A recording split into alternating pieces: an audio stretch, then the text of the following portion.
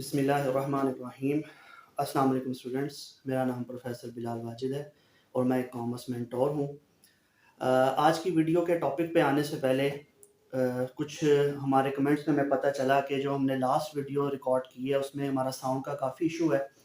तो इंशाल्लाह पहले हम कोशिश ये करेंगे कि हम उस साउंड के इशू को रिज़ॉल्व करें और आप दोबारा हमें ज़रूर बताइएगा कि अगर इसमें भी आपको कोई भी इशू होता है। 2-3 इश्यूज़ हाईलाइट हुए हैं उस वीडियो के अंदर और उस पे वर्किंग हमारी जारी है। जो जिसमें सबसे ज़्यादा जो स्वेयर इशू था वो ये हमें बताया गया कि जी हमारी आवाज़ प्रॉपर नहीं जा रही है आपको। तो इंशाल्लाह आज हम उसके ऊपर भी थोड़ा-सा फ़ोकस करेंगे। तो स्टूडेंट्स, हमारा जो आज का टॉपिक है वो सिर्फ़ है कि व्हाट इज़ अकाउंटिंग? अकाउंटिंग की डेफ़िनेशन आपको पढ़ानी है, ठीक है? उसकी वजह ये है, अकाउंटिंग की डेफ़िनेशन हमारे अक्सर बच्चों को वो आईकॉम कर भी जाते हैं तो उनको बिल्कुल समझ ही नहीं आती कि हमने पढ़ा क्या है। उसकी वजह क्या है? बुनियादी तौर पे उसकी वजह ये है कि हमारे मैट्रिकुलेशन के बाद जो लोग एफएससी करते हैं, प्री इंजीनियरिंग या प्री मेडिकल करते हैं, उन्होंने पहले बायो और फिजिक्स, केमिस्ट्री वगैरह पढ़ी होती हैं, तो उनको इतना प्रॉब्लम नहीं होता। लेकिन हमारी बुक्स के अंदर, हमारे कोर्स के अंदर मैट्रिक तक कॉमर्स का सिलेबस मौजूद ही नहीं है। तो जब बच्चा इंटरमीडिएट लेवल पे आता है, इंटरमीडिएट लेवल पे आने के बाद वो बिल्कुल पहली दफ़ा सुनता है कि कॉमर्स कोई वर्ड है, आईकॉम कोई वर्ड है, बीकॉम कोई वर्ड है। तो उसके बाद उसको ये समझाने के लिए हमें थोड़ी-सी कोशिश करनी चाहिए कि असल में ये है क्या? क्योंकि जब कोई बच्चा प्री मेडिकल में जाता है या प्री इंजीनियरिंग में जाता है या आईसीएस में जाता है, तो उसको कंप्यूटर के बारे में, बायो के बारे में, फिज़िक्स के बारे में, मैथ के बारे में बहुत अच्छी नाउ-हाउ होती है। वो एटलीस्ट 2 साल तक उन कोर्सेज़ को पढ़ के आया होता है, उनकी बेसिक्स को पढ़ के आया होता है। लेकिन जब बच्चा आईकॉम में आता है, तो आईकॉम में आके उसका जब साबका पढ़ता है, उसको ये देखता है वो कि ये अकाउंट्स हैं, ये इकोनॉमिक्स है, ठीक है? ये उसूल मुआशियात है, ये हमारी प्रिंसिपल्स ऑफ अकाउंटिंग है। तो उसके लिए ये दोनों किताबें बहुत नई होती हैं, ठीक है? और उस बेचारे का बहुत ज़्यादा वक़्त उसमें लग जाता है, उसको समझने में कि यार ये किताबें हैं क्या? और जब तक उसको ये समझ आनी होती है, तब तक वो पेपर आ जाते हैं, ठीक है? इस वजह से कई बच्चे हमें ऐसे मिले हैं जिनसे हम ग्रेजुएशन के अंदर जब वो आते हैं, हम कहते हैं बताओ बेटे अकाउंटिंग है क्या?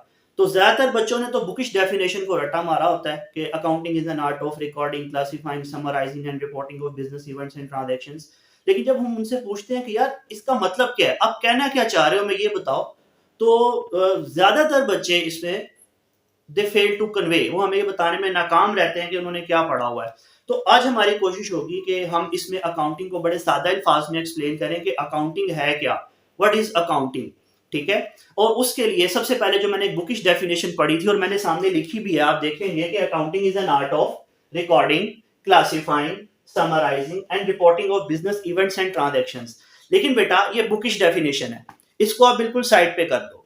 हम इससे हट के थोड़ी सी बात करेंगे। बुकिश डेफिनेशन अभी हमने नहीं पढ़नी, नो डाउट यही अकाउंटिंग होती है, लेकिन अभी हमने ये समझना है कि अकाउंटिंग में हमने करना क्या है, इसको डील कैसे करना है, ठीक है? बुकिश डेफिनेशन को हम बाद में देख लेंगे। तो हम अपनी बात यहां से स्टार्ट करेंगे कि accounting is the language of business, ठीक है? कि अकाउंटिंग जो है वो बिजनेस की एक जबान है। जब मैं ये बात करूंगा कि accounting is the language of business, तो बच्चे मेरे से पूछेंगे कि सर क्या बिजनेस बातें करता है? तो मैं कहूंगा हाँ, बिजनेस बातें करता है। फिर आप मुझसे पूछेंगे कि सर बिजनेस किससे बातें करता है?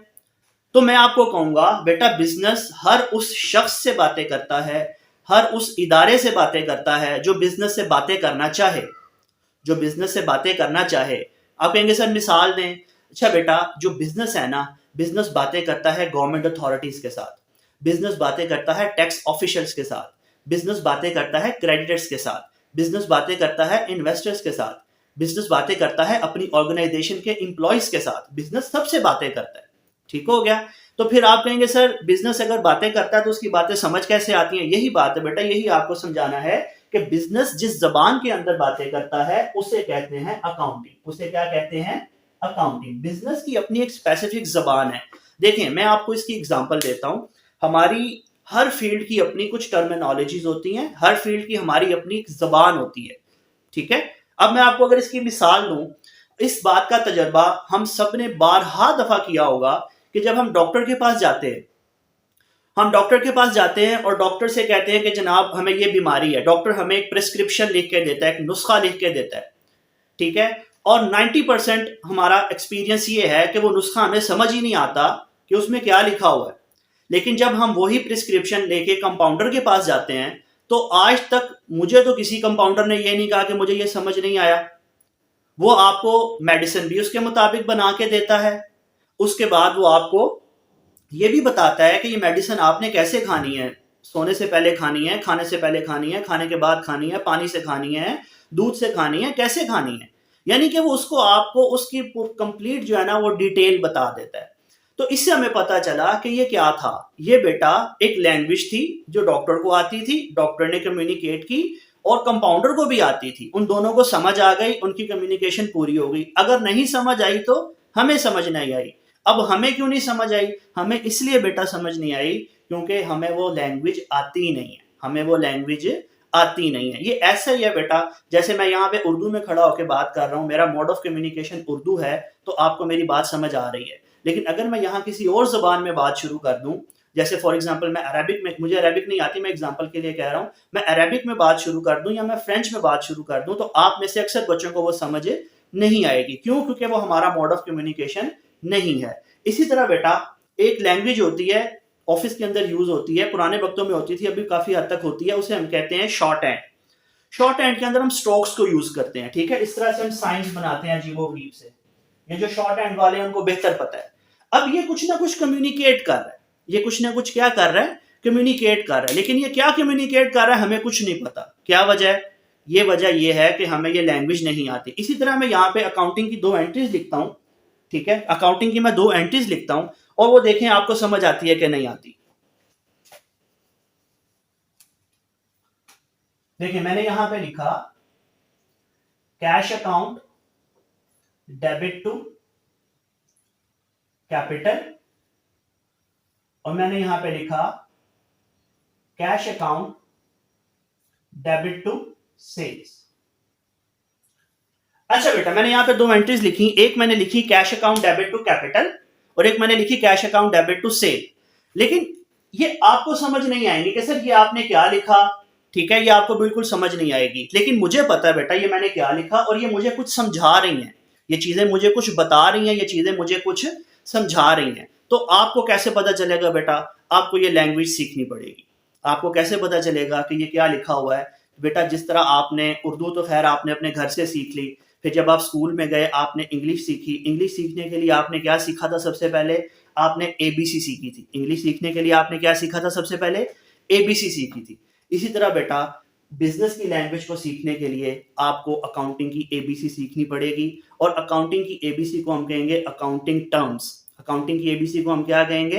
Accounting terms. अगर आप लोग चाहते हैं कि आप अकाउंटिंग के अंदर बहुत ज़्यादा प्रोफेशनल हो जाएं, बहुत ज़्यादा प्रोफेशनल हो जाएं, ठीक है, और आपकी ग्रिप हो जाए, तो पहली बात ये याद रखिएगा कि ये एक थ्योरेटिकल सब्जेक्ट नहीं है, ये एक न्यूमेरिकल सब्जेक्ट है, ठीक है।